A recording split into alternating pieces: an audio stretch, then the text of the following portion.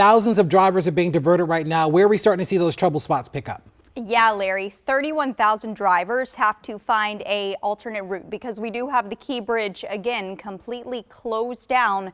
So your options are going to be right through downtown Baltimore, a very busy corridor. So this is going to have a major impact on traffic for the foreseeable future and for all of you that have friends or family in Baltimore, or if you commute to and from Baltimore. I know we have a lot of people in the DMV that do. Here's a live look from Sky 9 at the scene right now. You can see that cargo ship still in the middle of the Key Bridge in the river there, and we also have search and rescue crews still on scene, as well as a ton of police and emergency crews trying to help out people with these traffic detours. Here's a live look a few miles above where that closure is. This is 895 in Baltimore, where I'm seeing a lot of traffic being detoured. So here's the closure, and here's what you can expect if you are driving through Baltimore. So if you normally take 695 on the outer loop, you're going to be detoured off the roadway around Route 10. That's exit 2.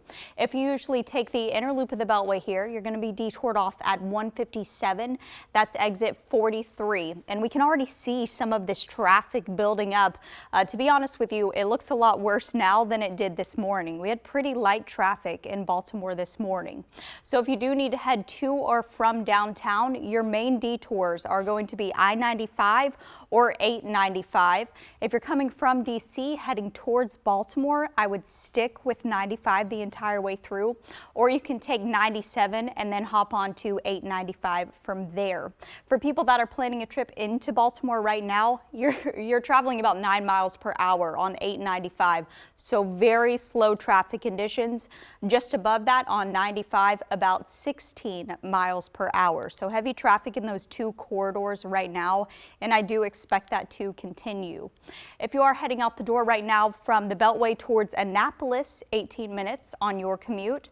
The Beltway to Laurel, so hitting 95 northbound, just 10 minutes for you, and about 12 minutes from the Beltway towards 198. Of course, we know this collapse is going to have a big impact on transportation. Traffic specialist Lindsay Nance is standing by with more on the current conditions. And Lindsay, you've been tracking the impact on this commute since this morning, and we know thousands of drivers are being diverted. Yes, Simone, I've been watching these traffic conditions ebb and flow since about 3 o'clock this morning, and honestly this evening is the heaviest that I've seen traffic in the area. So again, major traffic implications in southeast Baltimore, in that corridor. That's the area you want to avoid. What that means for you on your morning commute tomorrow in Baltimore or throughout your evening commute is that all of that traffic, those 31 to 35,000 cars daily, have to go somewhere else. They're going to go north. Here's a live look for you at 895. This is just a few miles north of where that closure is. Other option for you is going to be 95, and you can see we do have some pretty heavy traffic conditions right now on 895 heading inbound. Here's where that closure is. Again, the Key Bridge, Baltimore Beltway. So your detours are going to be 95 if you're heading in from DC, or you've got 895 to get around that closure.